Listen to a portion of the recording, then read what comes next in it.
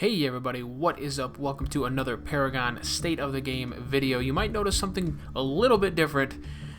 You got my mug, you got my face. I got a new camera for my birthday. It's kind of like a GoPro type thing, but I can use it for video recording, and that is super awesome in my opinion. But this is another State of the Game video, and I wanted to talk about this recent patch, 34.1, the one that introduces crunch and well, I would say there's more to be introduced, but there's really not too much more to this patch. And I don't want to beat a drum that I've already beaten like twice now, talking about, oh, Epic needs to get off their asses and start, giving us these tweaks in the short term to appease us. Now, I'm not going to go there too much this video, but I did want to review Crunch. I did want to talk about him, talk about what he's great at, and just, I think he's an incredibly awesome hero.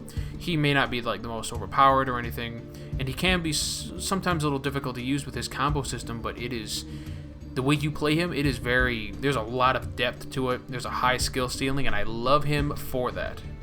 Now, in terms of his abilities, what we have firstly is his basic attack Punch, and it starts at 50 damage. And this is pretty good. This makes farming early on quite easy, so not only is he good in the jungle in my opinion, but he's also good in lane, and I take him blue lane sometimes.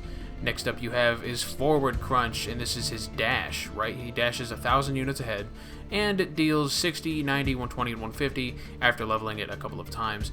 You stop upon hitting an enemy hero, so that's good to know. Make sure you keep that in mind. When it's empowered, you dash 250 units farther, and you push enemy heroes on contact. So it can be some pretty good CC, and you can use that to like really ruin somebody's day when pushing them into, say, a tower. Next is his left crunch, and this is your farming ability. It deals 80, 130, 180, and 230 damage, physical damage, to enemies with a 20% cleave rating. Once you empower this, it deals 25% bonus damage with a 70, 80, 90, and 100% bonus cleave rating. This will wipe minions out. It's great for like an AoE in a team fight. It will do a ton of damage. Say you have like 150 like physical damage. It just bam! You just knock them the fuck out. My favorite ability. It's the one that I max out first. Next is his right crunch, and this is his just like bam, just Okay, yeah, so it does 60, 90, 120, and 150 physical damage, and applies a 120, 160, 200, and 240 debuff slow. Once it's empowered, of course, it does 25% more damage, and knocks enemies up instead of slowing them. Oh man, so many combos, so many great combos centered around right crunch here. And then his ultimate is kind of very interesting. Really, no other hero has something like this.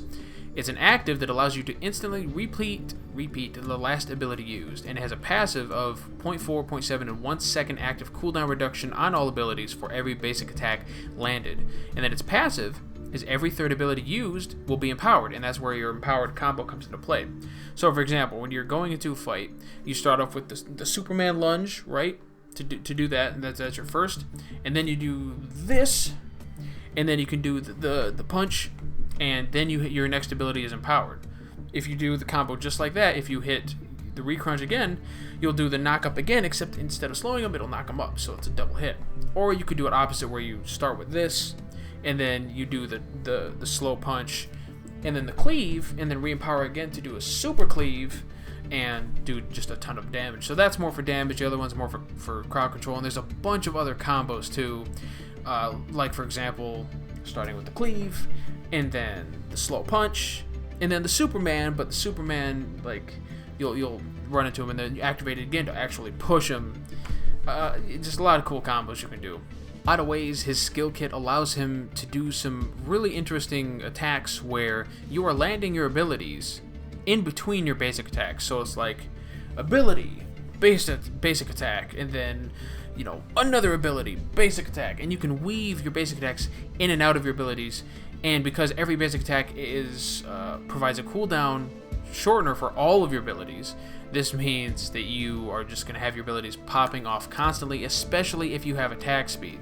So we're talking just fast attacks, spamming your abilities to the point where you're going to need a lot of mana. And that's definitely something I build. I build basically on him straight damage, mana, health, and attack speed.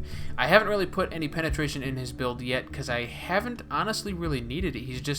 He's a really good bruiser. He doesn't really have much in the way of sustain, but he just gets in there and he just wrecks shit up.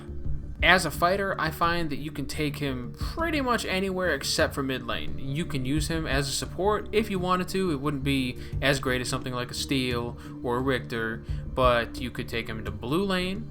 He has no problem farming over there, keeping his own because of just his combos and everything. Or you can take him jungle, and I know some people do take him jungle because his ganks can be pretty strong. You get in there really quick, you start dealing a lot of damage, you have that knock-up, you have a slow, you have the pushback if you use that correctly, and it can take a little time to understand all of his skills and to get the combos off correctly. If you don't get the combos off correctly, then your timing's kind of offset a little bit, it's slowed down. You could maybe use the wrong ability. For example, I've done that plenty of times so far, but once you execute everything correctly, it's massively satisfying, and you really just chunk people down with great sustained damage. Now, is he the best fighter? Probably not. Is he the best jungler? Again, probably not, but he is definitely up there in the top for sure. In fact, I'd like to do some videos in the future where I'll take like all the fighters, all the rangers, all the junglers, and I'll kind of rank them from, worst to best. My own kind of little tier list. Just not all the heroes in one tier together, because for me, that would be, I don't know, a little hard, a little confusing maybe. But on their own, comparing fighters to fighters, rangers to rangers, I feel like that's something I might be able to excel at, for sure. And since this is somewhat of an informal review for Crunch, I'm going to give him a monetary number. This is something I'd like to start doing whenever there is a new hero released, but I would give him, I'm not going to do 0.5s because 0.5s are stupid. I would give him a solid 9 though. That's how good I think he is. He's so much fun. I already mastered him. I already have his challenger skin, which looks awesome, by the way. I'm going to try to play him as much as I can, as long as my friends will let me, as long as randoms will let me. He doesn't seem to be played as often as I thought he would, given that I have been doing some solo queuing. Like, for example, I played a game where the other team didn't even have a Crunch. And I was like, okay, whatever. Maybe it was because they were all platinum, and they already knew what they were all doing. They were all, friends or whatever. But that's it. Yeah, definitely 9 out of 10 for sure. And I wanted to talk about the rest of the patch really quick, just to give you guys an idea of my thoughts on it. So we did get the weekly card pack, and it was the Satori Cloak. That's pretty great. That shreds all our armors, and that's awesome. And then you have Amp Crystal. If you don't have an Amp Crystal, then wow, RNG just hates you really bad. And then finally, Mending Bloom, which I believe, let's see, reading it here, providing both passive health regen and active 3.8 mana regen to surrounding allies. Yeah, a decent support item, kind of really hit or miss, kind of very situational, because your teammates should have their resources kind of, taken care of, if you know what I'm saying here. So, yeah, the weekly card pack's alright. I might buy it just for the Satori Cloak, and I would recommend you guys do as well. And then next up, of course, we have Fix for lighting issues in the tutorial map. And that's not going to affect me. That's not going to affect 90% of the player base. I'm glad they're doing that for the newbies, though. It's alright. And then we have a Fix for the AI. Fix for bots ignoring enemy mini waves and pushing down a lane. Good shit, alright. And then they added a couple of throwdown emote. His Siegebreaker Crunch skin, which is kind of bland. It's just him, like, gray. I don't know. It's like they did him without a paint job and they called it a skin. Jesus, that's like tier 0.5, guys. Come on, you knew better than that. And then they fixed some of the stats from the deck building suggestions in the UI. They also introduced this massive bug where text chat is broken in game. When it doesn't matter if you're in game or out of game. If I'm trying to party chat or something, the text just kind of overlaps each other, and it's really lame. Sucks. It kind of makes talking to people near impossible once that bug kicks in. And that's pretty much the whole patch, guys. Everything that I told you, that's the entirety of the patch notes. But don't fret, Crunch is an amazing new addition. And it seems with each hero that they release, the epic releases, there are new mechanics, new ways to play, new ways to enjoy your time in Paragon. And I do greatly appreciate that, because these new hero releases could be very stagnant. But, I mean, if you look at Quang, he's got some really interesting mechanics. If you look at Countess, again, new and very interesting mechanics. And then this guy, even more interesting mechanics, and from what I hear with the inside group and crowd, it's going to keep getting even more interesting mechanically. And I can't wait for that. I'm super pumped, and I hope they rework the heroes that they need to rework and make them interesting once again as well. Like Twin Blast, we could change him around, give him some new interesting mechanics to fit in line with all of these new heroes feeling new, fresh, and exciting.